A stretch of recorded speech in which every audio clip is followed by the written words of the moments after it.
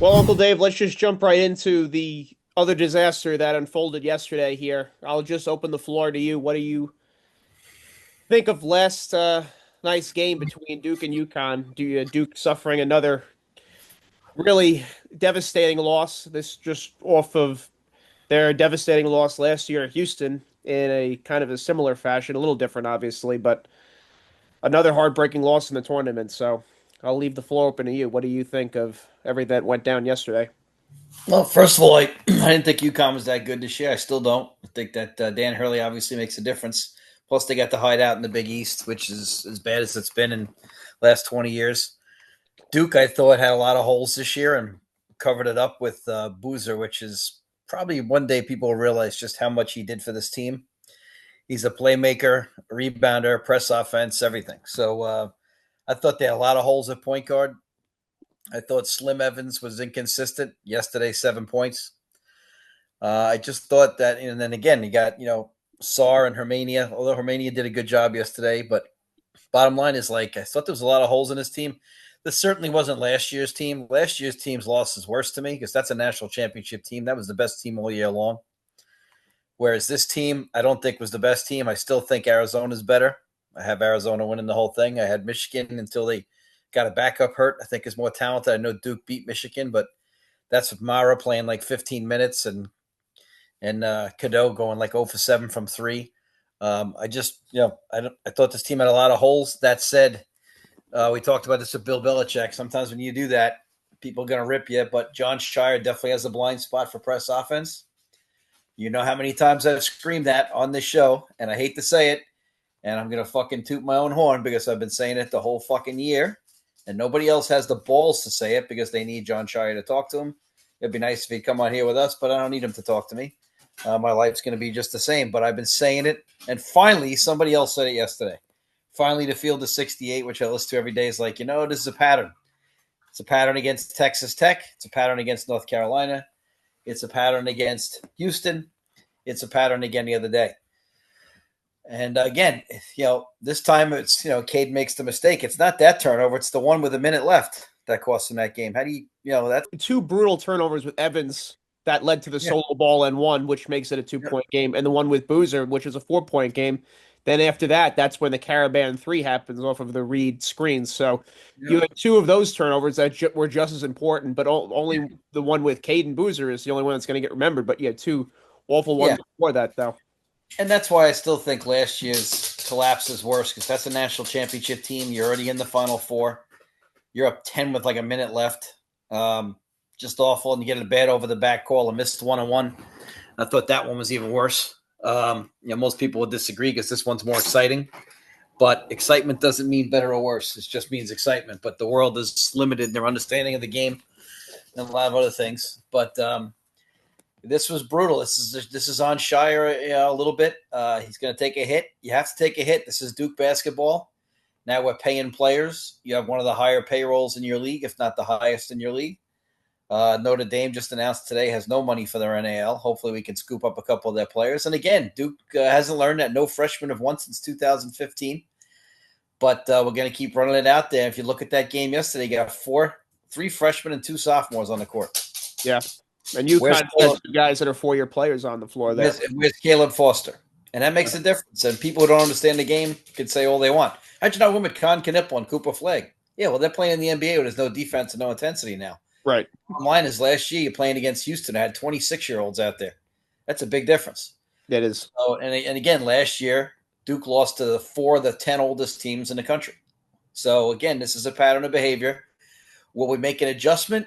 Hopefully all the guys come back that can come back. Obviously, Cam will not be back, and you lose Brown, which is, he's a stud, obviously. I mean, he's one of the best defenders you'll ever see in your life. But, you're going to lose him.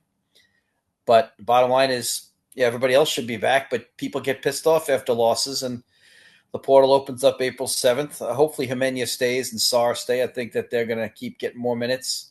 But again, in the recruits, I don't see a great point guard. I mean, now you would have Foster and Boozer. I think that'd be enough.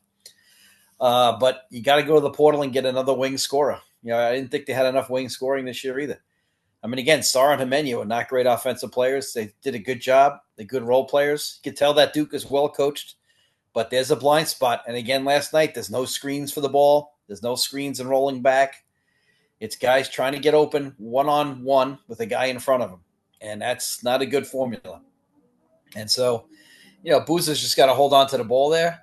You do have a timeout if I'm Shire. Once, I don't understand why you're looking to throw it to Gumba, who's the worst free throw shooter you have. But at that point, I always tell people there's only one player I've ever seen do this, and it's the smartest player of all time. It's Magic Johnson. Against the Portland Trailblazers, he gets the ball and he throws it to the ceiling. Took 4 seconds off the clock. Yeah. If you get that ball after 2 or 3 dribbles, you get that ball, it's 6 seconds left on the clock. Why not just take it and throw it 40 feet in the air? By the time it comes down, if they get a steal, they're on the other end of the court. Yeah. That's what I said in the St. John's game, too. It was 2.4 left. Just throw it the length of the court. What happens if they steal it? Just make somebody touch it. That's the only thing you got to make sure happens. Somebody has to touch it. And, but again, you make this mistake last night. I thought Sar did a good job. He ran the baseline, got it to Boozer. Boozer threw it back. Why Foster's not in there? I guess Foster's foot did not respond after maybe the first. Yeah, it probably took a beating at the St. John's game a little bit. But again, this is a very flawed team. I know nobody's going to say that because they're your number 1 overall seed. Yeah, only lost if you include the game yesterday. Only 3 games all season. Sure, but the bottom line is they weren't. I'm telling you, this team had a lot of holes. I was worried about this point guard spot. I said it at the beginning of the year. Say it again now. Not because they weren't good players, but just look at the point guards around the country that are on the better teams. You got Darius Acuff. You got the kid Wagler. You got the kid Bradley, you'll see how good he is at Arizona. Cadeau, I don't think is that good. I think he's a bully player. But just look at some of the guards around the country that you have that can go get you your own bucket. Duke doesn't have that. I think Caden Boozer, if he stays for 2 or 3 years, can really be a great player. I thought he really learned how to use his body. He stepped up well. I think him and Foster coming back would be amazing. The guys coming in, they got a lot of size coming in. But again, it's probably thin size. They need to get in the portal and take the kid from Virginia Tech, the Greek kid who's already in the portal. He's a stud. He didn't have a good year for Virginia Tech this year, but he is talented as hell. It's a shame because Caden Boozer had a good game yesterday. Minus that play, he had a very good game. He was 15 points. He was 6 of 6 from the free throw line, 4 or 5 from the floor. He had 6 assists and 5 rebounds. So he had a really good game. Obviously, only he's going to get remembered for that play at the end. But the big mistake, though, is the kid has to shoot the ball low because it's a 35-footer, and Evans doesn't put a hand up, and Evans has long arms. Right. Now, Evans probably blocks that shot. I know he doesn't want to go near the kid because he don't want to get called for a foul, and the way the refs were reffing so much for Duke gets all the calls. Holy shit. I heard the first 6 seconds of the fucking second half, UConn's got 1 foul, Duke's got 6. So much for, no conspiracy theories again. But, again, sorry to hear about Duke getting the whistle because they didn't get it the other day. That's for sure. I think what was crazy, a stat I heard, was Duke, all 3 of their losses, they were up at least double digits in all those games. And it's a pattern. Yeah.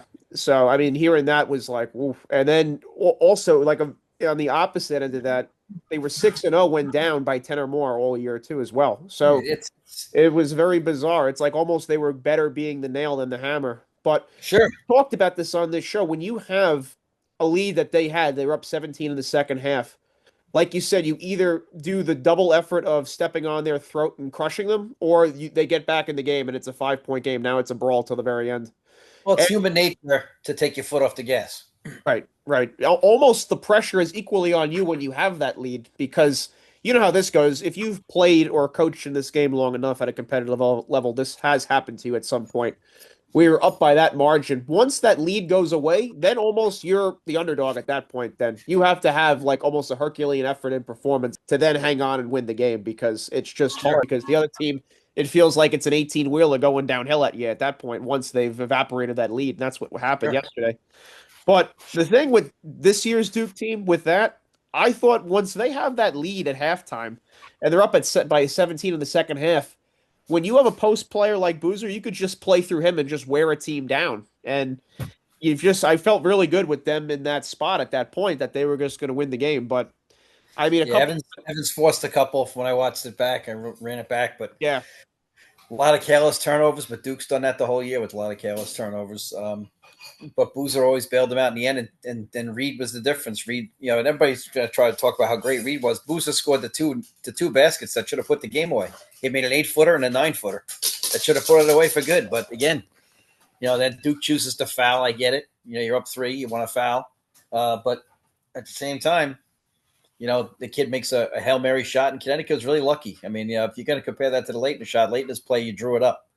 This kid was lucky. He hit a 40-footer, 35 to 40-footer. You make 1 out of 10 of those. That's a lot. So bottom line is, it's a lot of luck involved there. I was hoping Caravan would shoot it, and neither him or Caravan could shoot all day. They were 1 of 18 to start the game from 3. Yeah. UConn. They made 4 of their last 5. Yeah, and it's a terrible loss, and it's a pattern of behavior. And again, I'm on all these Duke websites feel like, oh, you're not a real fan. No, I'm honest. When is honesty and not make you a real fan? I've said it for years. I've said it for 2.5 years now. It is a blind spot for John Shire, and I'm glad that the rest of the world has now caught up to me. I'm very excited. You didn't hear this on any other fucking show. You won't hear it. Go back and fucking listen to our shows. I've talked about it in fucking November at the Garden. I talked about it all the time. This guy has a blind spot for this. He does not believe in screening and rolling back and having a real press offense. It's called get open and do your thing, which is not the right way to do it. And again, it comes back to bite you. Now, again, who knows what he called there? Maybe he did call for that. I doubt it. But at the same time, it's a pattern. And you've established your own pattern. Now, great. You can go 34-3 next year. But when you're in the semifinals or you're in the Elite 8, you're up 15, we're all going to be thinking, and now it gets harder.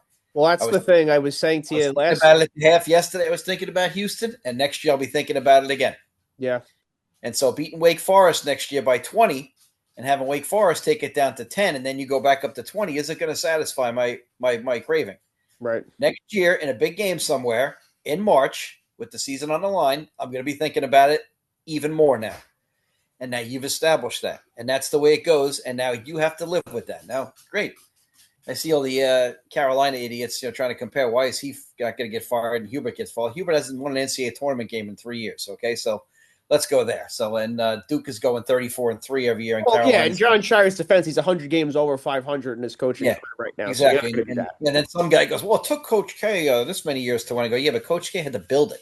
This guy hasn't had to build it. This guy inherited this shit." Right. He inherited the finished product. Are they going to learn and they're going to go get some men, or are they going to sit here and make this mistake again and have too many freshmen on the floor? And I don't want to hear about it. I don't want to hear how much you win. This is why I think Arizona is the best team. You'll watch Burry handle the ball, but at the end of the game, the closer is a senior. It's Bradley.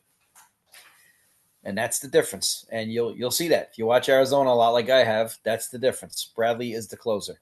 They got Koa Pete, they got Burry, and then you got Bradley the closer, and you got the two foreign kids who are men. And that's how you do it. What did you think, Uncle Dave, with because some people were saying should Shire have called a timeout on that last possession there when they're inbounding the ball with 10 seconds left? We had a timeout. I don't know whose ball the next possession would have been. I wanted to look that up. A tie-up would have went to UConn in that situation if there was a jump ball. But when the ball gets to Caden's hands, nobody's really on him. He just tries to go over the top. If he just dribbles across, or just throws it, like we said, up in the air like a lob, the game's over. But at the same time, you just don't think like that. And, you could have called a timeout, but the ball's in good shape there. 2 guys came running at him. He just tried to get it over the top. He should have pass faked and maybe dribbled around and just throw it higher. But either way, that's the thing. They blitzed them. They sold out. It was Mullins and Silas just came and they just tried. Yeah, Mullins certainly isn't a big kid.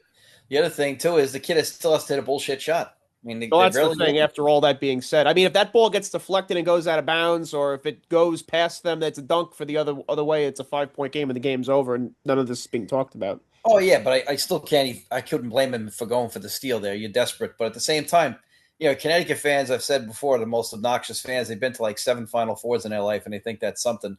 When Duke did that in 9 years, but bottom line is, they'll never admit that they were very lucky yesterday. Extremely lucky. The kid has to hit a bullshit shot, and that's the bottom line. They got every call at the start of the second half. You talk about refs with money on the game, Just one of those situations. And Duke with careless turnovers, and again, I could see Evans being pissed off and leaving on a game like this. He's a weird kid. He's very inconsistent. I told you all year, I didn't think they had a second consistent scorer. They didn't have great point guard play, and they had too many rookies in the game at all times. I think Gumba's a good player, gets in foul trouble a lot. My whole thing, though, is just, I think Houston's worse. That team was the best team in the country, and it wasn't even close. That one maybe stings a little more, but this one, obviously, if you're a Duke I'm fan, sure this one's more famous now because the low yeah. IQ fan at I home mean, just it's in the top 10 now, blown leads all time in the tournament, 19 and losing. So that definitely hurts. But I will say this: I think in that situation with 10 seconds left on the game, a lot of teams what they try to do is they try to play hot potato and not get fouled and run the clock out. Grant Hill talked about it right after the shot happened with Mullins with Bill Raftery saying all you have to do is just hold the ball. The main thing is not having the ball go to the other team, and that's exactly what happened, especially a live ball turnover because then the thing gets kicked around and Caravan finds Mullins and he bangs a 40-footer. I mean, it's just Well, everything. if I'm Saar, I get the ball there and I just stand there because nobody was near him. Right, exactly. Yeah, Boozer when he outlets it to him. Yeah. Stand there. Yeah.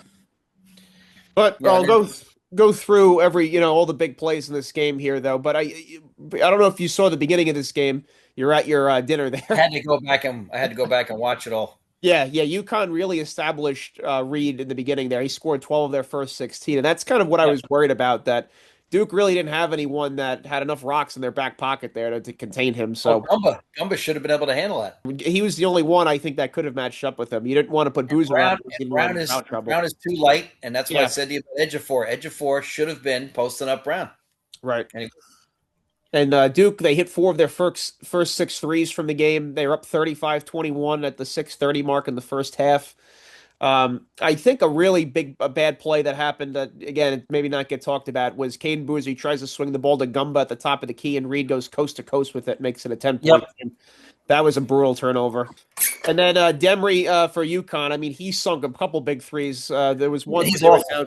they were down 10 with 6 minutes left, and he makes it a 7-point game. I mean, you also Yep, got to give credit to UConn. They made big shots when they had to make big shots too. yep, So yep, you can't just put it all on Duke. yep. But then there was also another great play where they Reed's at the down screen for Caravan. He curls off of him and he hits him with this beautiful bounce pass. It was like a Malone Stockton type of play.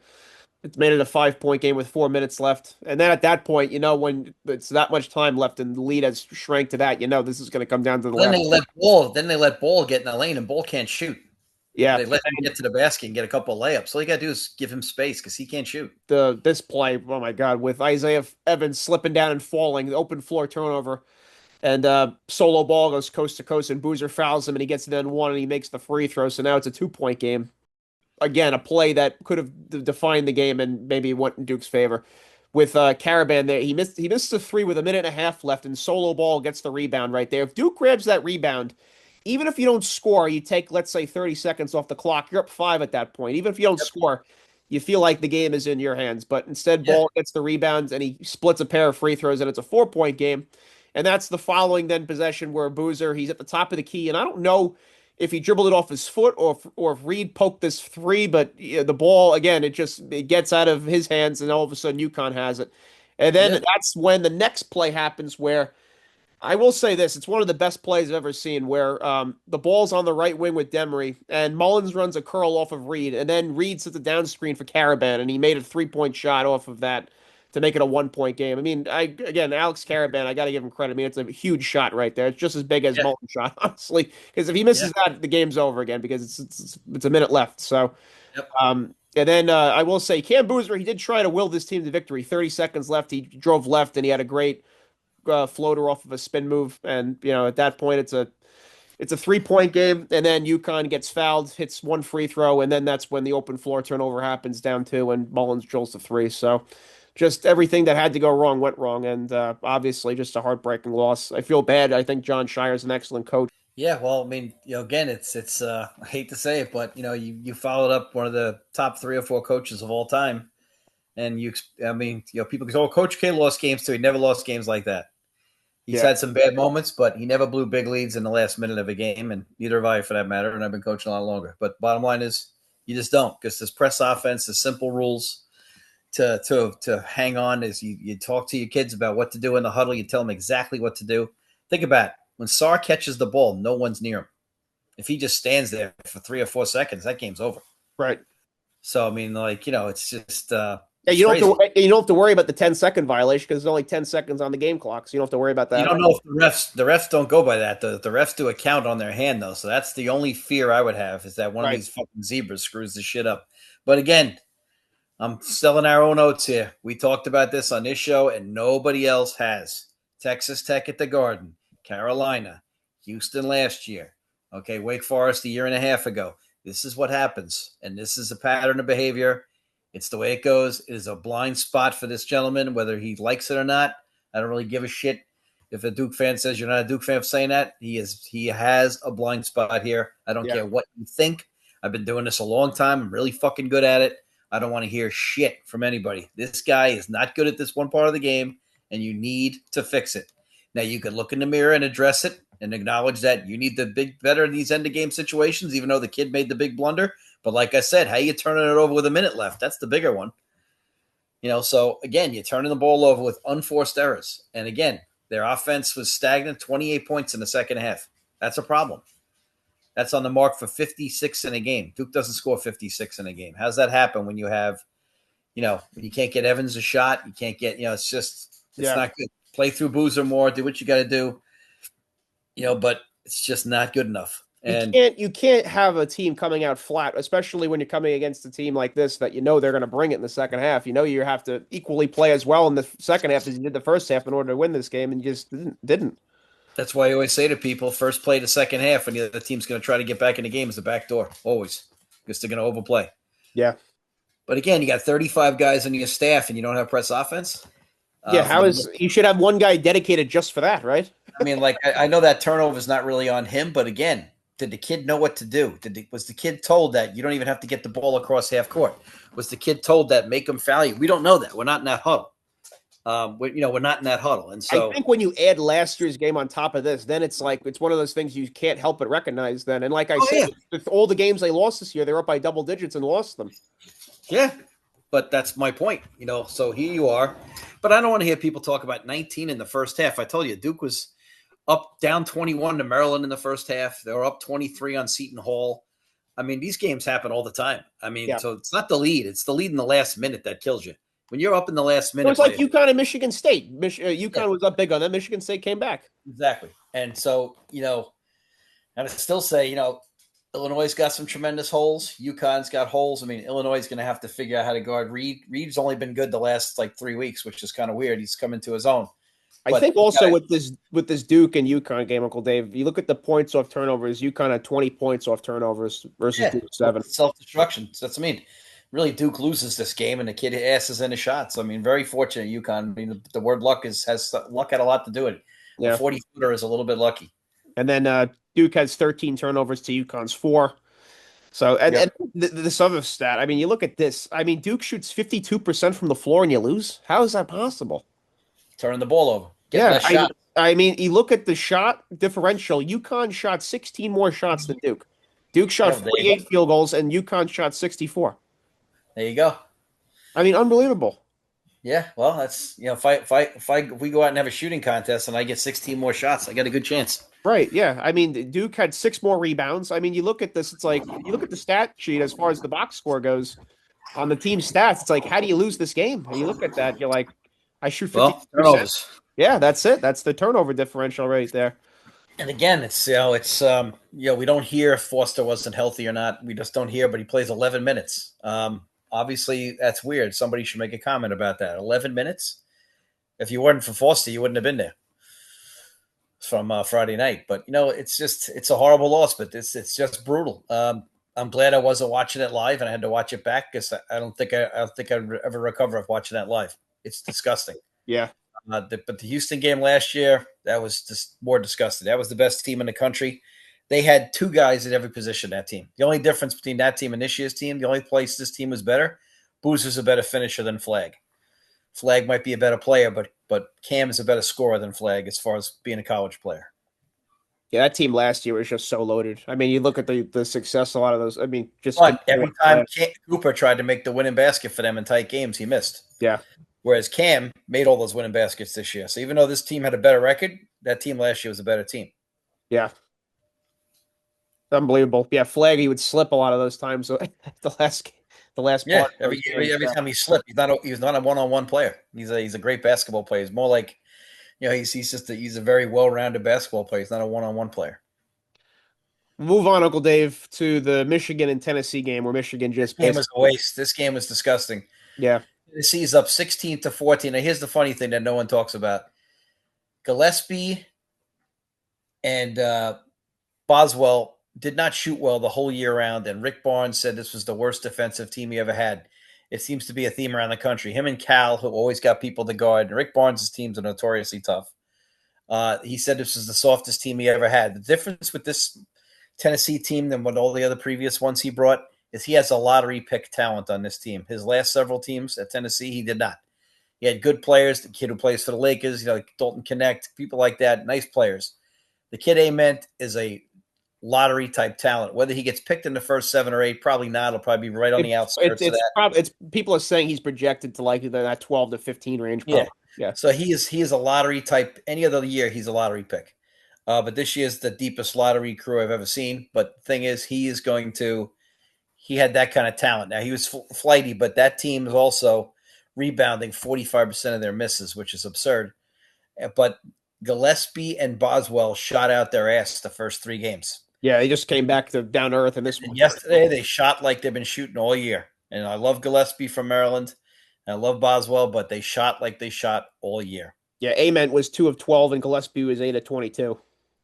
Yeah, that 8 of 22 is even worse than that because he was like 2 for his first 11 when the game was Done. still in the balance. And that game was a disgrace. That reminded me of the Kansas Marquette game in the Final Four way I back, remember I being believe. over to your place when that game Yeah, that happened. was disgusting. Game, yeah.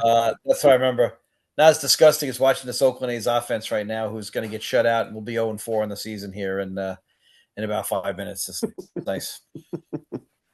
But yeah, I mean, Michigan. I mean, this is a team that lost to Duke earlier in the year, and they just, I mean, they're absolutely incredible. I mean, Dusty May, you definitely can't say this guy can't coach, Uncle Dave. He takes Florida Atlantic to the Final Four. Now he's got Michigan in the Final Four. This guy can certainly coach. I would say, though, if there was the NIL stuff, you wouldn't have gotten them to the Final Four. There's a big gap there now. That changed everything. There's a total huge gap in this with this NIL stuff now. So I'm not taking anything away from, but that team, I still say Michigan can have moments where they don't score, and they're scary that way. Whereas Arizona will not pick you up full and change you defensively. Michigan's a better defensive team. Arizona's a much better offensive team. But Michigan will have droughts where they just don't score. And again, Londenborg, Braun of the Big Ten is he's a man. Again, he's a man. He's not 19. So he will be a problem to deal with. But I still think Arizona's the better team. The advantage, though, is that Arizona and Michigan will beat the crap out of each other and get to bed around 2 o'clock in the morning. And the teams that play those late games have such a disadvantage. And the winner of UConn and Illinois, which is definitely lesser of the two evils, is going to have a real fighter's chance because those other two guys are going to kill each other. And this is why we've talked about reseeding should always be done at the Final Four. Talked about this for years, and now we're going to go again, like back to the pet peeve of we're going to play on a stage probably in Indianapolis. We'll be playing 10 feet above the ground, and you can't hear your assistants because you're now sitting in a ditch on the side of the road. And if this is as bad as the NFL rule of overtime with a Super Bowl where not everybody gets the ball, Right. and boxing not knowing the score. It's the only sport where you don't know the score the whole game. You ask them, I know we sound like, two old men on the porch here with this, but you ask them to do something that's never done all year. Like you said, you play Yeah. 10 feet above the ground on a stage, like you said. Yeah, why not play with a square ball tomorrow? Let's get a square ball, or maybe let's play with a woman's ball. Let's get a woman's ball or get a Nerf, and let's just play. I mean, like, seriously. So now you're going to turn to your assistant. Your assistant isn't there next to you now. Now he's down in a gully 10 feet below you. And if you dive off that court, you're going for a tumble. People are complaining about this on the women's side and the men's side, Uncle Dave, that they're using brand new basketballs. And I know you've been around enough basketball and you've handled enough basketballs, even though you're a coach, where huge difference between a new basketball and a used basketball. You can't be having all these new people saying they're overinflated and everything. I don't know how you've been having this tournament this long and you're having this problem now all of a sudden. Is this just marketability here and they want the March Madness logo on these basketballs and now you have Somebody's making money off it. That's why. I know that's No, exactly somebody's it. Yeah. making money. Right, right. Some tool bag who's like a assistant VP for typewriter maintenance is making money off of it. He's somebody's nephew, got a gig, and he's like Let's get one of these new these guys, basketballs out here. he's like the Bud Light guy, and he's got to make his mark. I think that this Arizona Michigan matchup is going to be exciting. The thing about Arizona that's incredible is that they have six guys averaging double figures. So I mean, we got two guys off the bench here that are averaging nine, and all their starters are averaging above 10. I mean, it's incredible how well balanced Arizona is. I have them winning Very good as well. Bradley is certainly a difference maker. The one thing I noticed about Arizona is I've never seen a group of guards that catch the ball moving faster on purpose than the Arizona guards. Like when they do that handoff, like they're running before they catch the ball. It's really something to see.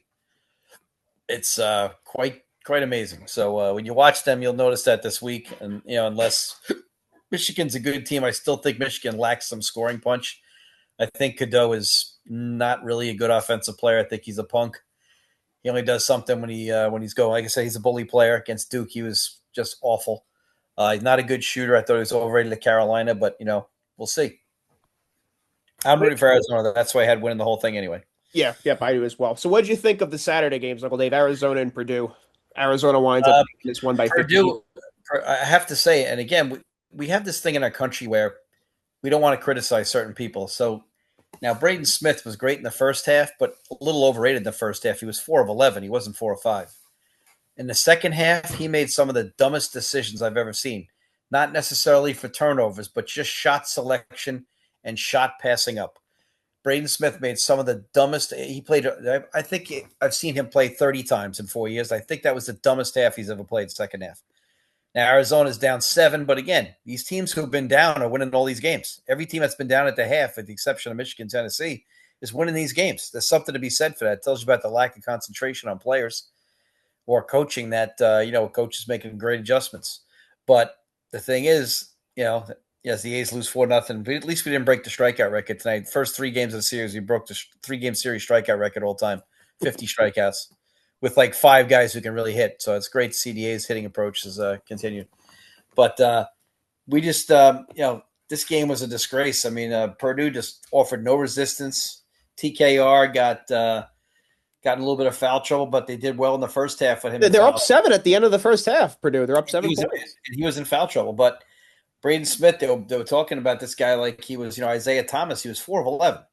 Now, he was getting guys involved, and I give him that. 4-15, Uncle Dave. 4-15. Yeah, in the first half, he was 4 of 11. He was like, yeah, he's having a good half, but 4 of 11. Let's not call the press for that. But he was 4 of 11 in that first half, and he's good. But and again, he broke Bob Hurley's record by playing like 10 more games. So let's not even go there either. So who the hell knows? I think what's just incredible is Bradley gets 14, Burries gets 14, Pete gets 20, and Karmenchkov gets 18. So it's just the well-balanced scoring of Arizona. The big kid is a beast too. The center is a beast. What the hell's his name? Privas. Privas a beast. And Ko Pete really changed that game though. He gets like 3 fadeaways from about 8 feet in the middle of the lane to start that half. Ko Pete just totally changed the game. I mean, they outscored Purdue by 22 in the second half. Yeah, it wasn't even as close as the final indicates. So it was not a good game. Iowa hung around against Illinois, but Illinois, they could not guard Stojakovic. Stojakovic, no matter what he does, comes back to his left. I watched him when he was at Cal, same thing, and nobody makes the adjustment on him. And Iowa, and I love Coach. I think Coach McCollum is probably one of the best 2 or 3 coaches in the country, but I don't like their offense. I know when you have a kid like you said, it's just get it to starts and have him just create something. That's the offense. So that's why next year they will take the biggest hit of all these Elite 8 teams going backwards because he has a whole team there, and the whole team's going to be gone. Right. Plus, unless they hit the portal and ante up, he might not even be there. He might be the Carolina coach. Right. He might get poached. Yeah. Yeah, I'm sure Carolina's going to make a call to him and Billy Donovan. The Billy Donovan move, because people are saying that are close to him apparently that he should leave Chicago. So we'll see what happens. Well, it sounds like Chicago wants to leave him too. It sounds like they've had enough of him being an 8 or a 9 seed is not enough anymore. So what do you think of Illinois, though, Uncle Dave? People are talking about that maybe this is the approach that we're going to see in college basketball with foreign players coming here that are a little older and a little more seasoned, and the game Well, is they transition more to that. but anybody who thinks this is an Illinois thing is clearly stupid. Virginia has three foreign guys. Virginia has the kid who's a 22-year-old freshman, been playing in the Belgian league for 3 years as a pro. Now Yeah, he's only allowed 2 years of eligibility. It's just that we call him a freshman. So he was the first team All ACC. All right. And then we have Grunlow from Germany, who's 7'2". So he was a great shot blocker this year. He's a foreign kid. Then if you go and look at, like I said, Stojakovic was out in Cal last year, and the kid Reece Shea was out there at Stanford last year. So this foreign thing is not this new Illinois thing. It's finally that they went to Croatia and got a couple of players. Arizona has two foreign players. Let's look. I mean, it makes sense. If I'm allowed to get a 22-year-old for 2 years, plus there's two reasons that they're going for those kids. One, they don't have the street thugs with them. Two, they're not asking for as much money. They want the opportunity to play over here, whereas our kids are spoiled rotten and been told how great they are their whole life. And meanwhile, all they're doing is throwing lobs in games that throw up 40 on usually most of the right. time. So bottom line is you're getting a kid that's more cooperative, wants to be coached, and doesn't have the street gang with him. It's totally different. I don't have to deal with a street agent. I just have to deal with some foreign guy who wants his kid to come to America. And when I used to work at the Hoop Group, these teams from Spain in the early 90s would come over, and they just wanted their kids to come to America. Right. They wanted their kids to go to American colleges. And we got a kid from Senegal, we got a kid from Israel. They just wanted to play here. This was like their dream to play here. And they're not, you're not dealing with the street agents, and they're not demanding as much money. I'd much rather go the foreign route. That's why Luka was so successful the minute he came in the league. The guy was a pro since he's 16. He's playing men. He's not throwing lobs in some gym here in Commonwealth Ave in the Bronx up 35 against LaSalle. All right, so he's playing against men who are 30 years old. I And think the so coachability factor and the player development between those two things, right? I mean, it's oh just it's yeah, well clear now. again, Europe is actually coaches the game still. Over here, you have to like say excuse me to coach. Like So you, everybody, like it's you like said, the definition of coaching now is take them, take them. yeah, exactly. Yeah, it's take them. You go to these camps. You go to these camps, and it's Oh, like it's brutal. it was a 3-on-1 fest. I mean, it's how much basketball is going on there?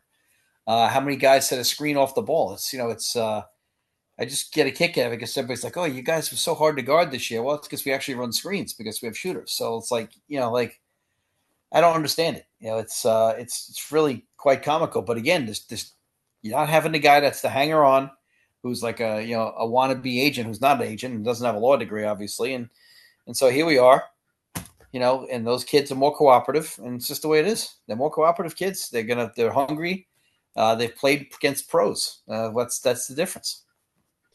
Just gotta read you this stat, Uncle Dave. Just going back to the Duke and UConn game here. So number one seeds before the Duke and UConn loss here with Duke losing. Number one seeds were 134 and 0 when leading by 15 points in the first half, and Duke was the first one to Yeah, break that streak there. So I mean, obviously, just that tournament record there, right there, that history is yeah, brutal. And I will say, even though it was at Duke's expense, Bill Raftery and Diane Eagle and Grant Hill's reaction to that shot with Mullins was. I mean, Bill Raftery is one of the best voices ever in college basketball. He's excellent. I hope he announces forever, honestly. yeah.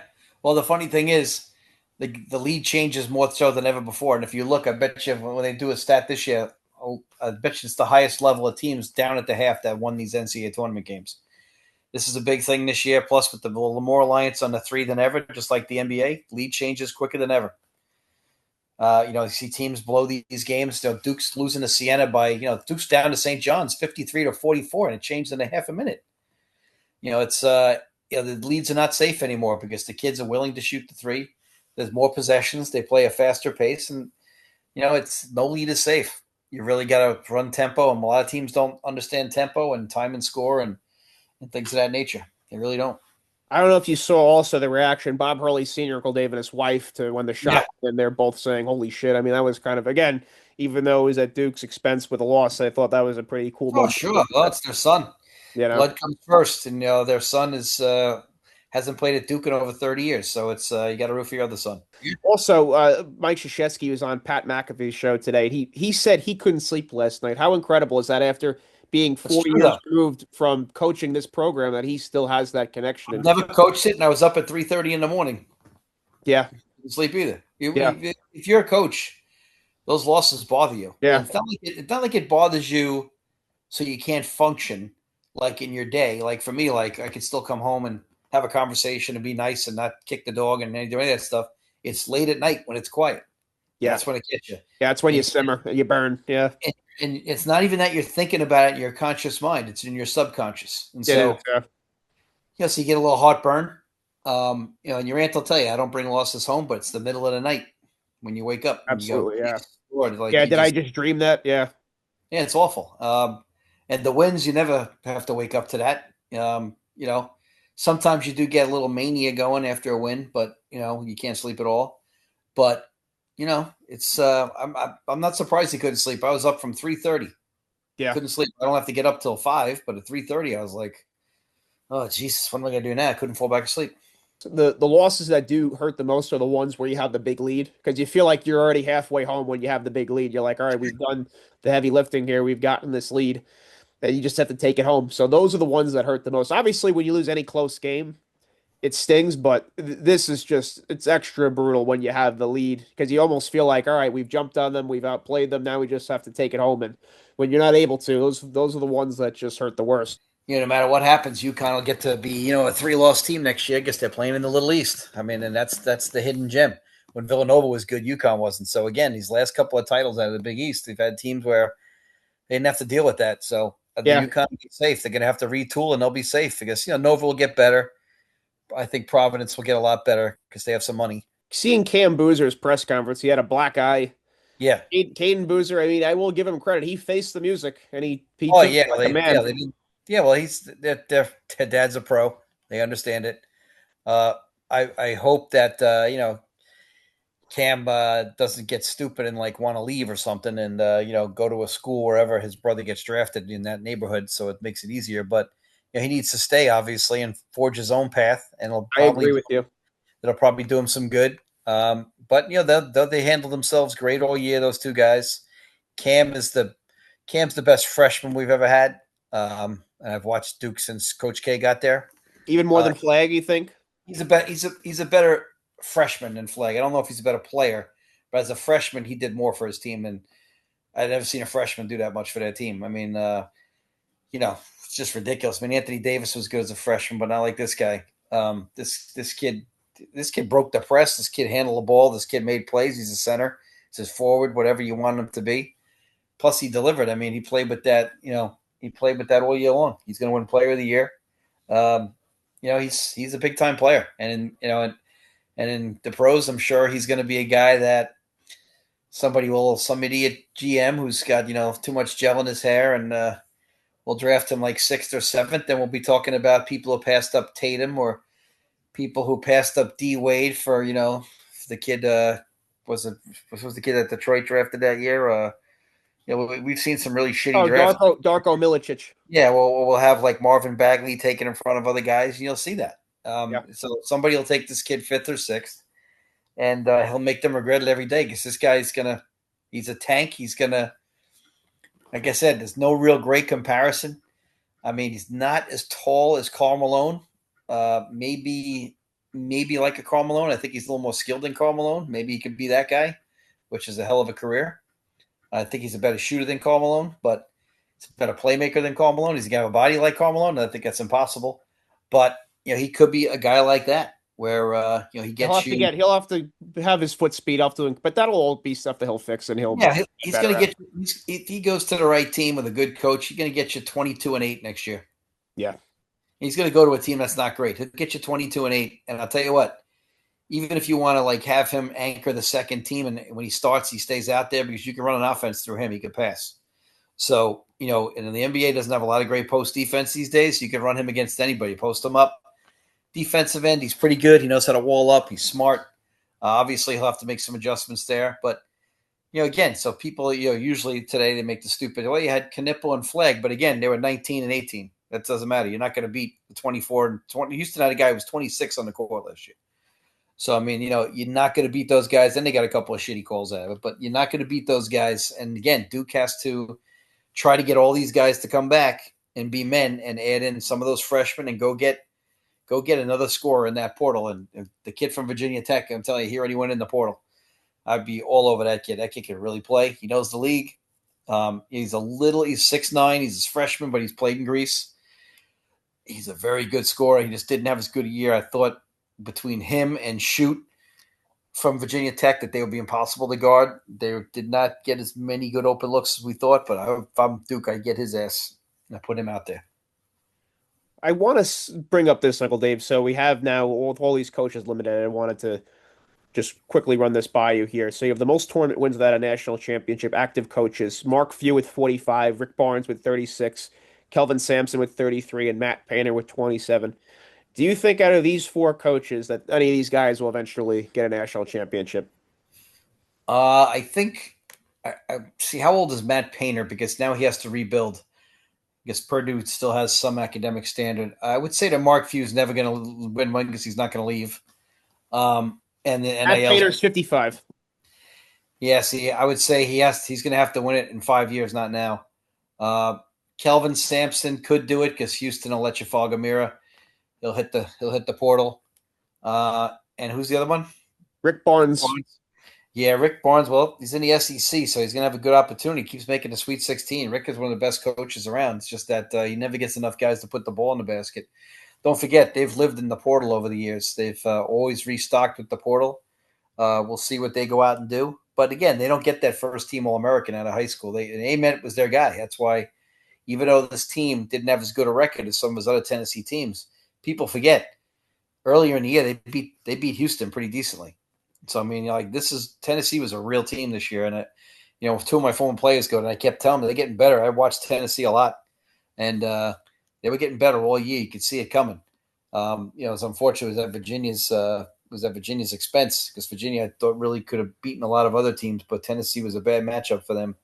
I don't think any of them will ever get one. I think that Shire will get one before they do, for a lot of different reasons. But it's just some guys just never get them. Look, Luke Carnesecca went to one Final Four.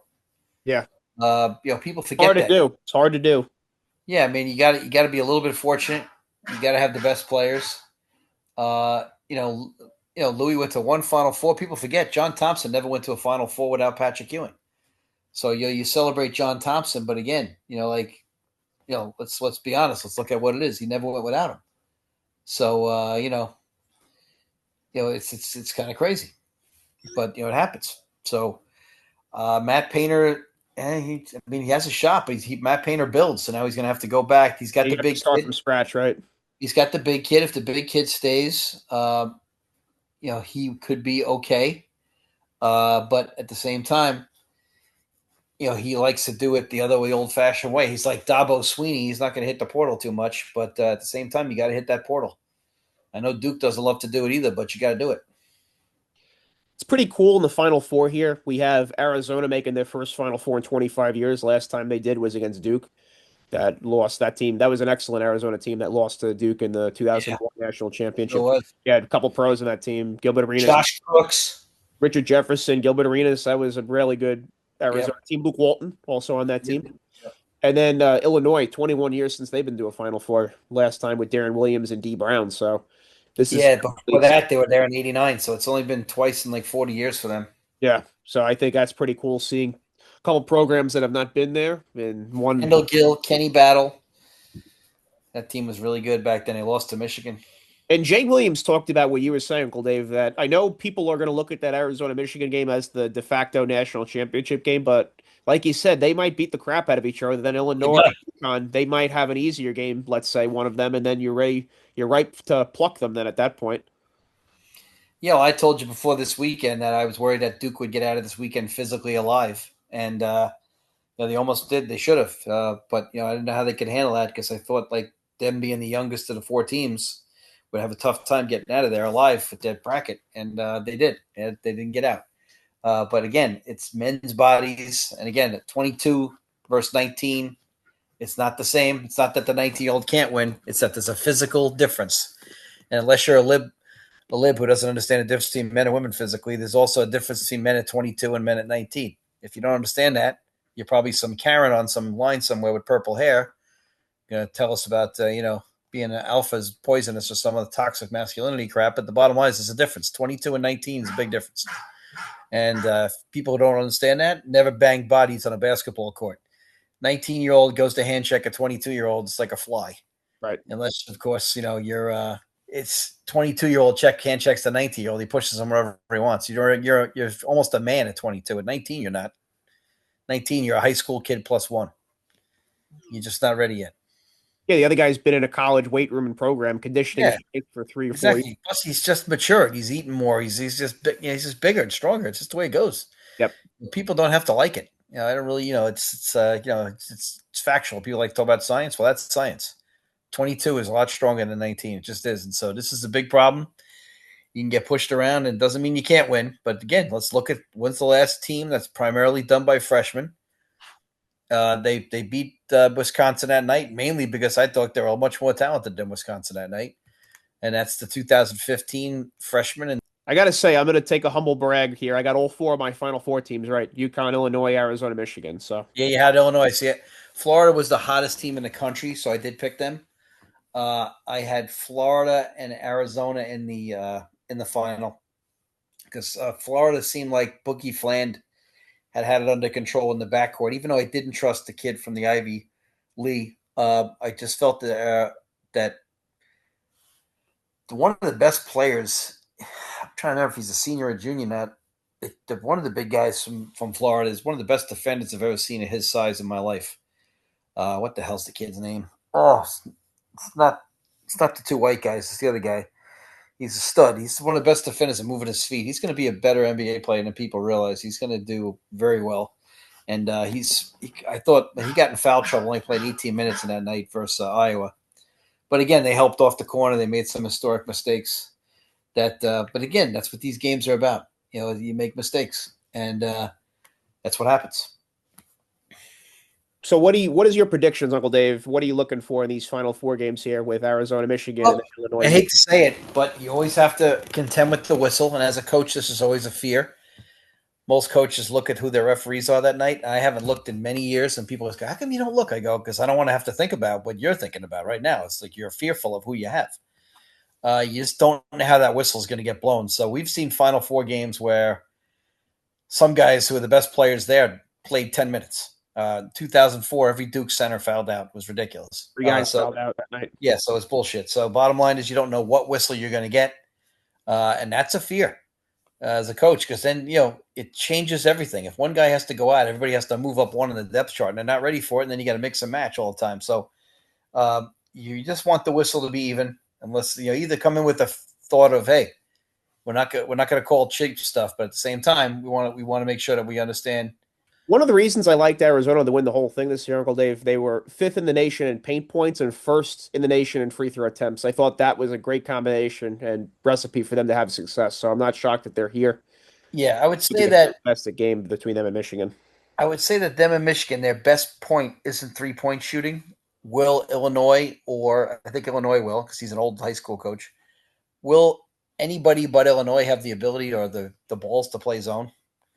I think you really have to do that these days because some of the kids. What you said makes so much sense. You're like, I could funnel the ball to where I want.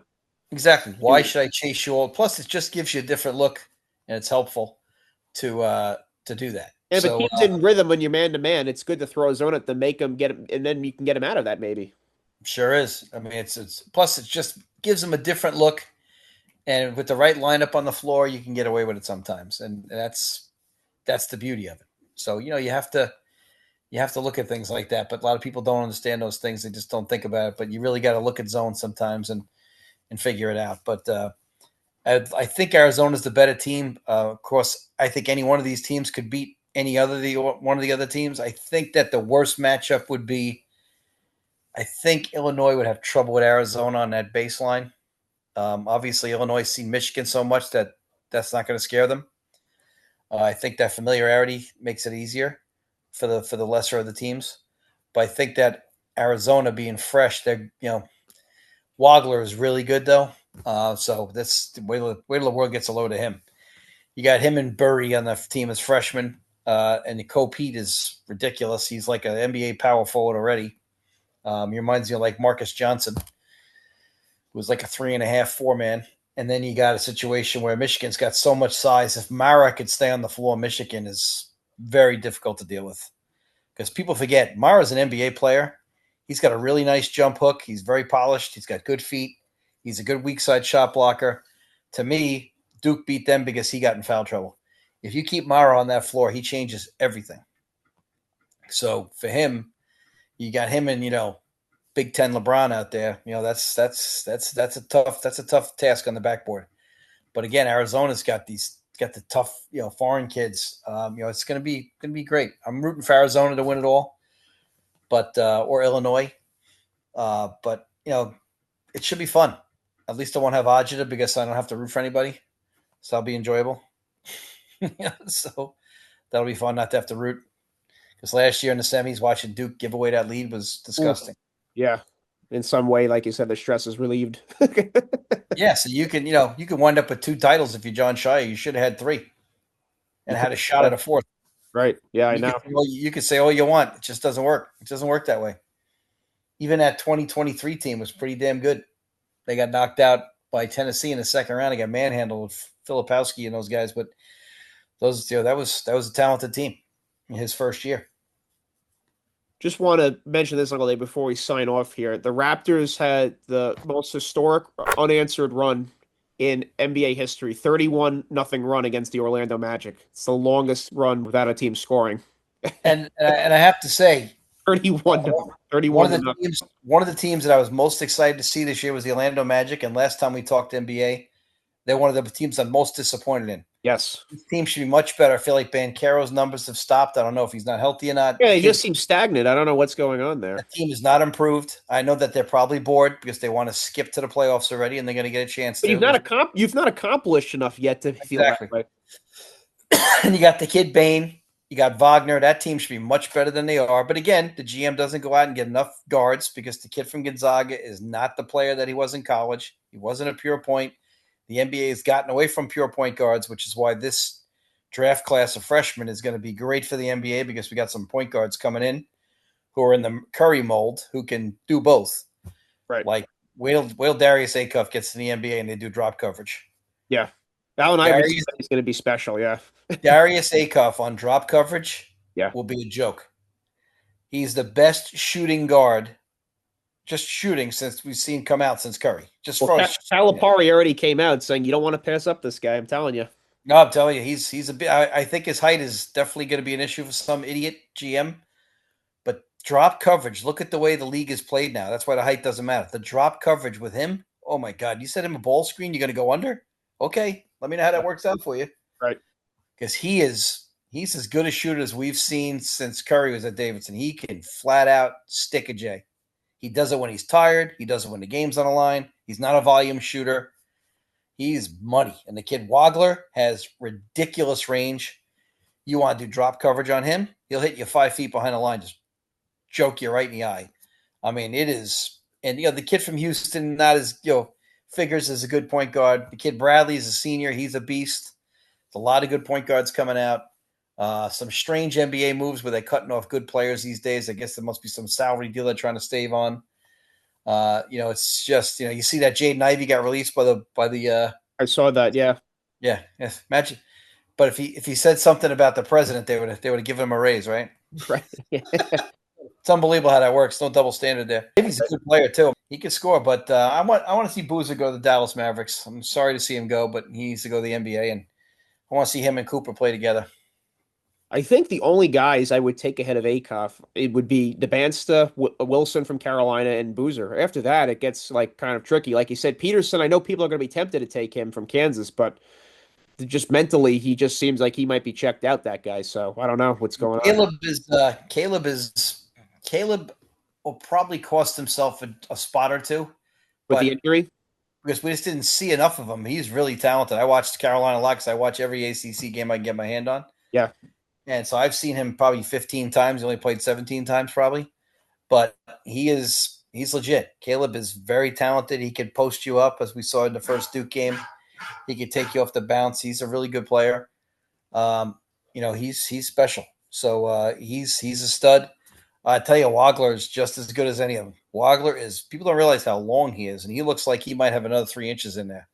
So he is like Ichabod Crane. His arms are down to his knees. He looks like he's ready to. He's going to fill out too. He's the best athlete of those point guards. He gets up. He's like 6'4", 6'5". He's Wagler's big time player. I mean, he's hidden over there in Illinois, but they got Stojakovic, they got him. I mean, they got a couple of good players there. They're gonna be tough to beat. I mean, again, Wagler's a freshman, and he might have to handle that load. I know I have UConn in the final game, but I have a feeling Illinois is going to take them down. Well, that'd be fun because Coach is. I like Coach. He's done a good job. He came up the right way, the old way. Came up through the high school ranks, junior college. So I always root for those guys. They've all been good coaches. I'd like to. I just want to see good games. I don't want to see the refs fucking interfere here. You want to see good basketball. You want to see close games. Like that Michigan-Tennessee game is disappointing because I want to see Rick Barnes get over the hump, but it didn't happen. Yeah, that was a beatdown. Oh, God, yeah. It was to get their ass kicked. I mean, oh, my God. That game was – it was 16-14. They went on I think it was an 18-0 run. 48-26 at halftime. And Tennessee can't score, so, they're not coming back from that. Right. Awful. It's a horrible game to watch. I really do. I hated it. I hated watching that game. Yeah, it was it was very anticlimactic, and no one's talking about that, especially with the Duke UConn finish. That's an afterthought, that game now. Yeah. Well, that's that game was actually boring at the half. I was like, geez, I don't even want to watch this game anymore because Tennessee can't make it back with that deficit. They just don't score enough, and they just pushed Abent around. But Abent's going to be a good player. He just needs to fill out a little bit. But I will say this with UConn and Illinois here, I think that with Illinois' size, I think they might be able to. They have enough that they can rotate on Reed. I think there, so I think they'll be able to. Reed is one of these guys that typical fashion gets hot during the tournament. This is a guy that really was pretty average all year, playing against lesser defenders in the Big East, and now he's stepped up in the last several games. I know he destroyed Furman, which isn't a big deal, but he's stepped up and really played well. Gumba's a really good defender. Gumba's probably NBA level defender. I don't know if he'll make the NBA, but he's a really good defender. The talk all week was that Reed couldn't cover Boozer because he'd get in foul trouble because Boozer can go off the dribble, but Reed did not get in foul trouble. He went out with 2 fouls and they held the ship, which is really the key to the game right there. But at the same time, people think it's Xbox possessions. They get bored. You're up 19. Reed goes to the bench with a second foul, and you don't pound it in the Boozer. People get bored with the Xbox and they want to fuck around. Let me come down and take a couple of quick shots, and let me fuck around here. I'm up 19. Let me have an Xbox possession here, and it doesn't matter. And that's the game. What's incredible about UConn, Uncle Dave, in this stretch that they had this past month, they've only had one game since February 18th where they've hit double-digit 3-point shots. So this whole notion that you can only win if you make 3-point shots, it's totally a misclaimer, I think. We saw that with them a couple of years ago. They didn't hit a ton of threes. We saw that with the Denver Nuggets a couple of years ago. It can be done, but at the same time, like a lot of times now in the NCAA tournament, you'll see in these Herculean performances. Like last year, you got the great guard from Florida goes on a magical run. Had Kemba Walker going his run way back. Sometimes you have one guy that just takes off and just this could be Reed. It could be Reed's time to do that. He's always thought of as going to be a great player. He never matured into one, but maybe this is it. Maybe he's going to get hot now. And, that's what happens. Look at even Caleb Foster. He's had he's an All-American. You could say a disappointing career, but here he is the other night, plays with half a foot and bails Duke out. Sometimes guys step up. That's why he needs to come back. And, him and Boozer together, play at the 1 and the 2, and just wanted to mention this, Uncle Dave, too, in the Duke and St. John's game. I thought Rick Pitino, that he definitely dropped the ball with not playing Ruben Praymore. I mentioned it. He was 4 from the floor, and he only played 13 minutes. I don't know why. And when he was out there, he had a great block against Boozer, and he had a tremendous rebound. I don't know why he didn't play more. It just was perplexing to me as to why that was the case. This is one of those things that, and again, Rick Pitino's a better coach than I'll ever be, but you still signed an extension too, by the way, Rick Pitino, by the way. But it still doesn't mean that they can't be wrong. And this is what I argue. And this is what I mean. I argue with these morons online. Well, you're not Rick Pitino. It doesn't matter. Doesn't He's still matter. wrong. Yeah, you could still notice when they've screwed up. Yeah, The kid should have been 4 for 4 and should have been on the floor. But guys get into rhythms and they don't want to break their rotation. But when the game oh, starts, you have to feel is more important than your rotation. absolutely, absolutely. Yep. And the next thing is, I said this before in a group chat. I said to you, every time Ejiofor touched the ball in that game, he's at the top of the key and Brown's in his pocket. As soon as I see that, I run Edgy to the block, and they didn't do it all night. He mishandled how to use Ejiofor. Brown cannot guard Ejiofor on the block. Brown is 5 inches smaller and about 70 pounds lighter. Right. Ejiofor is an NBA post player. Brown is not. Right. Bottom line is, this guy should have been run right down to the block or get him a back screen and roll him off, and he didn't do it. All he had, Ejiofor popping out at the 3, and Duke could go right under. Ejiofor can shoot that, but you'd rather have that than the alternative. So Duke went under. They hedged really well on the screen. Duke went under. They opened up. They pulled them through, and that's the bottom line. It doesn't work. You talked about this, and it's so true. Like you said, when teams have the size advantage, the height and the weight advantage inside, pound that shit inside. Make them bang on you. You're going to wear them down over the course of the game. And I mean, you had on a smaller version when you had your Kings Park team with Coop. You're like, the ball's got to go in there. It's going in there. I'm going there every time. You got to touch it. Even when I had Craig Judy in there at 6'3", he could post. Right. I'm going to throw that shit in there. I don't care who's in there guarding him. He's touching it. Right. And I used to tell my other 4 guys, if he doesn't touch it every time down, you 4 come out. Right. You understand that? Well, what do you mean? Well, he'll stay out there, but you're not. Right. So sorry, that's the way it goes. Even when you go up a level, it's the same thing, though. Like you said, the body type, like Reed, you could just tell he's filled out more, he weighs more, and that wears on you after a while. Ejiofor, the same thing. Yeah, Ejiofor's motor is just insane. Yeah. Those are 2 guys that'll be on the NBA level, by the way, Reed and Ejiofor. Yeah, I think Reed might have played himself into a contract. You just got to hope. Dan Hurley has said that for sure now. Yeah, but then you got to hope that this is really who he is, though, and he's not the kid from University of Arizona who tortured Duke in a Sweet 16 game. Williams gets drafted 5th. Derek Williams, yeah. Johnny Flynn had a good month. Wasn't really a point guard. Rushed out Syracuse. Done. Yeah, like you said, you have 3 years to show you can play in the NBA if you get drafted. After that, exactly. They're going to move on from you. It's so true. Exactly. So, is this really who Tyrus Reed is? I don't know. I mean, the bigger body of work says he isn't, but maybe he's blooming late here. We've seen this before. The kid Pittsnoggle was from West Virginia, was big time, but he didn't make it in the NBA either. Did you see Uncle Dave? He looks like the Winter Warlock now. He's a high school principal now, Pittsnoggle. Yes. So pretty cool story, I will say. Yeah, well, he turned it into success. He turned his education into something. Yeah, that's a good story. That's a feel-good story. Yeah, but that's what most of these guys have to do, and that's what's the danger of this NIL shit. Because I got $120,000 to went to 3 different schools, but I don't have any degree. So now what do I got? Well, now you can't do shit. So bottom line is, this is the dangerous situation that we have here. We're not guaranteeing education for these kids, and then they're so lazy and all their hangers-on just want a piece of the pie. They don't really care about the person. Right. Transition to our last topic of the night, Uncle Dave. Mo Williams got hired at Kentucky as an assistant. His son, Mason Williams, is committed to Kentucky. Is this Mark Pope's, you think, replacement in the waiting here? Yeah. Yeah, well, you never know. I mean, yeah, it could be. Mark could be in trouble. I mean, I will say that he had 3 guys injured at one point and 2 guys never came back. I think he got to get a little bit better pass than that. But again, it's the narrative. And Uncle Dave, if they don't do serious damage in the next year's tournament, he'll be out of there. And he should. Yeah. And he should. But he's in big trouble now. He won a game, but then he should have won the second game because the other team's missing their best player. Right. And then they're up big and then they lose. If he doesn't get up big and just loses, the narrative with him is, hey, he won us a game. We didn't get out of the first weekend, but let's be fair. Well, it's the same thing with Coach Shire, right, Uncle Dave? I mean, it's like the way you lose, it matters, Calipari didn't get out of the first weekend his last several years, and now Mark Pope has done that. So here's the situation. So if that's going to happen again, we got problems. So, and he won't be there long. You're right. Maybe Billy D's going to wait a year for that job. He might, yeah. I have a funny feeling he's going to have one of those 2 jobs, right? That he's going to be either wearing royal blue or the baby blue. Yeah, well, don't forget, he coached at Kentucky with Pitino.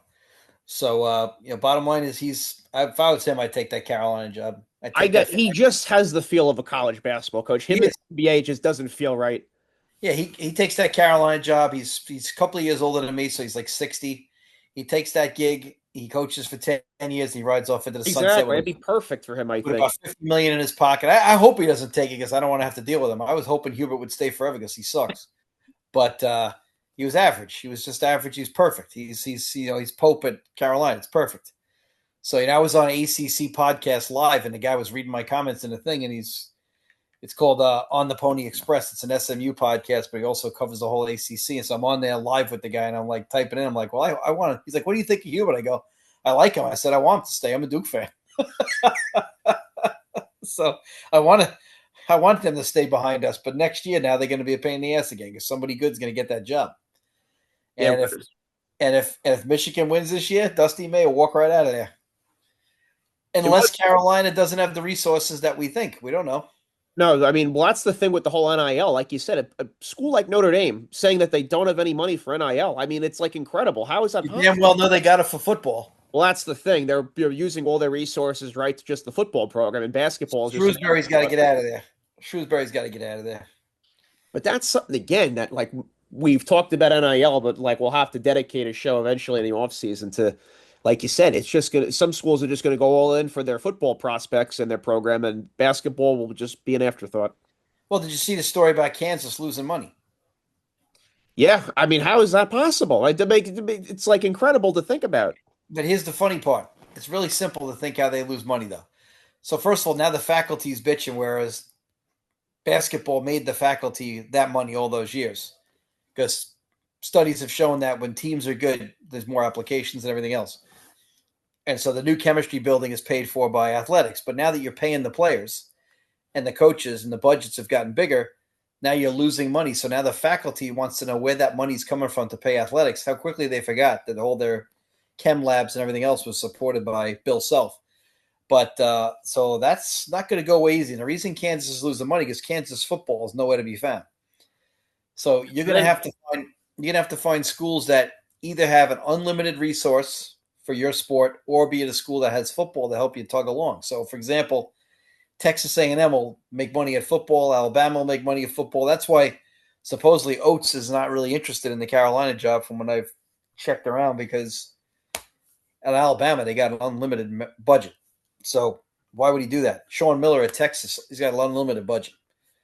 Well, So those school also, Uncle Dave, like St. John's, who don't have a football program, and you got this billionaire entrepreneur, Mike Rapoli, who is going to pump all this money into basketball for St. John's. So, I mean, you have like a situation for them that they might be on the up and up. But once Rick leaves, that's over. Now, how long a contract did he sign today? 2029 wow. 30 season. Yep. Wow, good for him. And he's 73 now. Just wanted to also bring up this kind of a humorous moment, Uncle Dave. Brian Hodgson, when he got introduced as Providence's new basketball coach, he said, if you question my recruiting, take a look at my wife. Yeah, I like He's got a very attractive wife, I have to say. So he was. Yes, he does. He's very right on that. Right. He's done something right. He has done something right. You're right about that. Yes. Yeah. So yeah, he's he did a tremendous job at USF too, by the way. I mean, he was excellent there. Sure. Yeah, I mean, he's been good. I mean, he's done a good job at US. It's a good school. He's gotten good athletes. However, now he's going to be in a league where he has to see and how much money he has compared to everybody else. And then he's got $10 million from what I heard. But now you got to see what happens with NC State. Will Wade is the definition of what's wrong with college athletics. Oh my God! Yeah, let's talk about that. I mean, he might be the most hated man in North Carolina right now. Well, he's also a weird socially guy. The other thing too about him is LSU has never done shit in basketball. People are saying that they have the holy trinity of hated coaches now. You have Lane Kiffin, you have Will Wade, and the female LSU coach apparently is hated as well. So okay. The bad news is that LSU's never done crap in basketball, and don't tell me about Shaq's team. That team was not a good team. Tyrus Thomas and Glenn Davis, Uncle Dave. Yes, yeah, but they never done shit. They've had like 2 runs to a Final Four. In 1981, they got their ass handed to them. And then they got their ass handed to them in 86 again.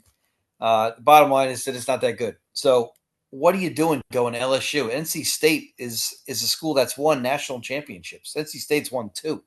NC State is a triangle of basketball. That to me, there's a guy that realized I can't compete with North Carolina and Duke, whereas Jimmy V found a way to do it.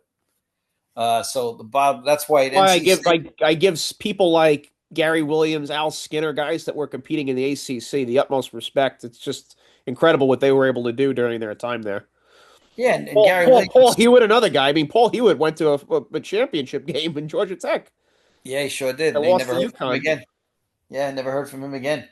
But the bottom line is, um, NC State, they've found ways to do it. Jimmy V couldn't compete with them every year, but he was a great coach. So when he had the chance, he won.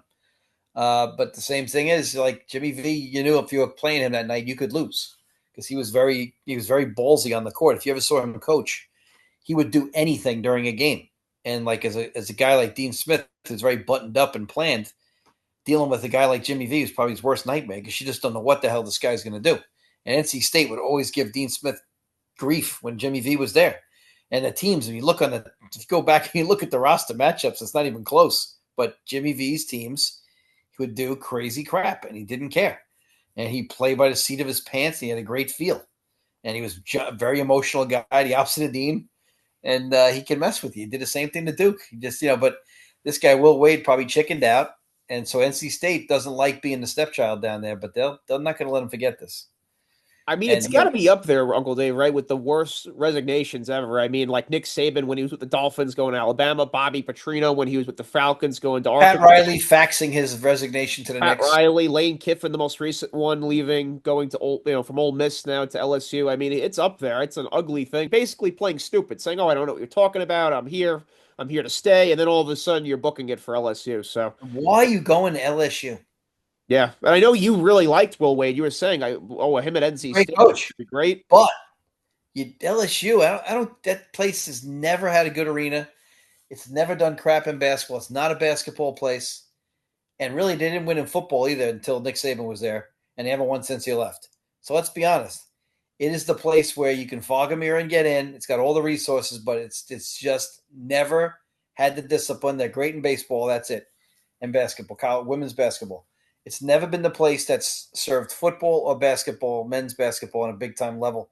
And yet you think you're going to go down there and do that? Plus, they already fired you once. Right, exactly. He joked about it. He's like, "I'm going to be the only coach that's fired from a program twice." Like And you know what? having fun with it. I don't know like what the hell he's thinking. I would much rather be at NC State. I really would. Yeah. Well, I mean, you got a new villain now in college basketball now next year for sure. I'll tell you what. I mean, I feel like he could go in there next year and be 6-14 in the SEC. People are going to be hissing at you. People are going to be ripping the shit out of you, and you're a target now. Yeah. No, exactly. You got that negative aura around you now in that Yeah, cloud. you're a target. I mean, Dan, like you'll be a bigger target than Dan Hurley is. Dan Hurley's a target because he wins, Right. but this guy's a target because he's a he's. It If tell looks you like what, it totally looks gutless and cowardly like for what he did there. That's the problem. I plus, think. what makes where's LSU's great basketball aura?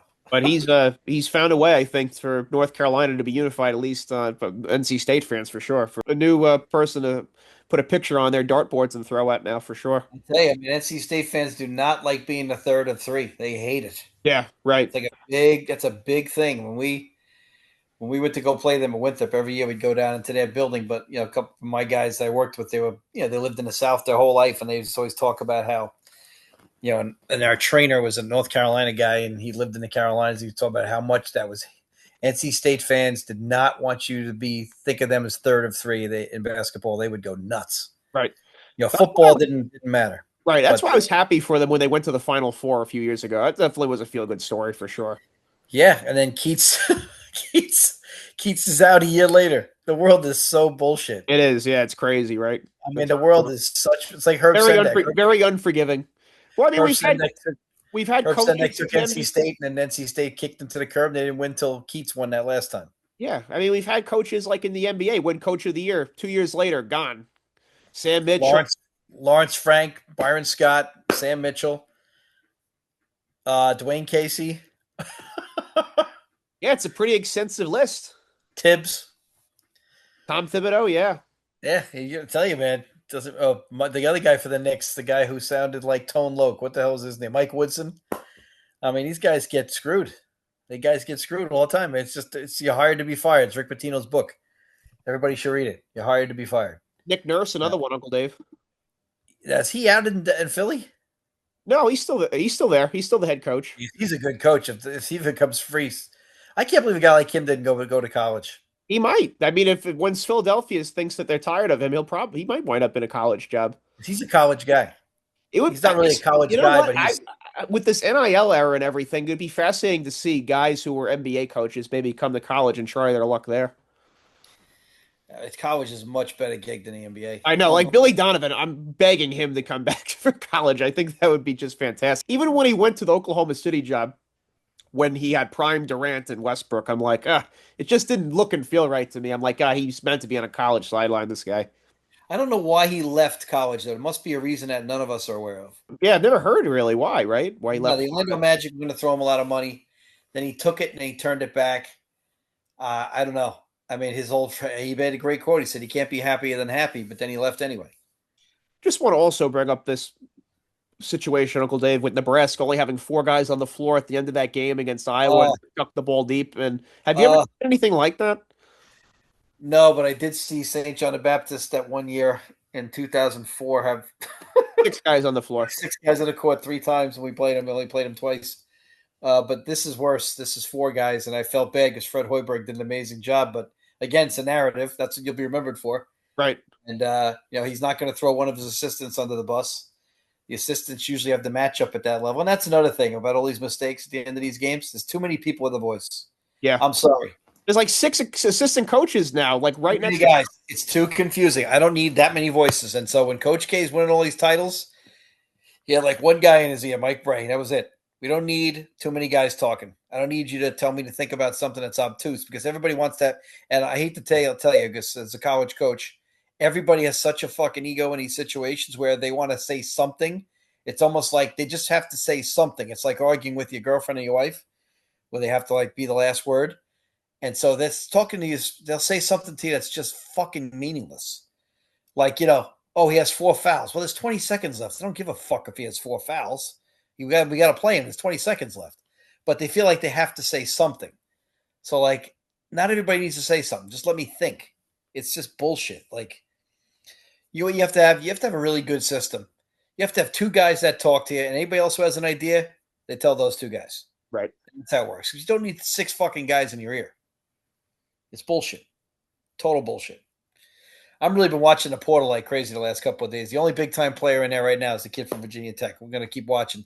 Kid from Providence went in. He's pretty good. And the big kid from St. Mary's who will probably wind up at Arizona State following Coach Bennett.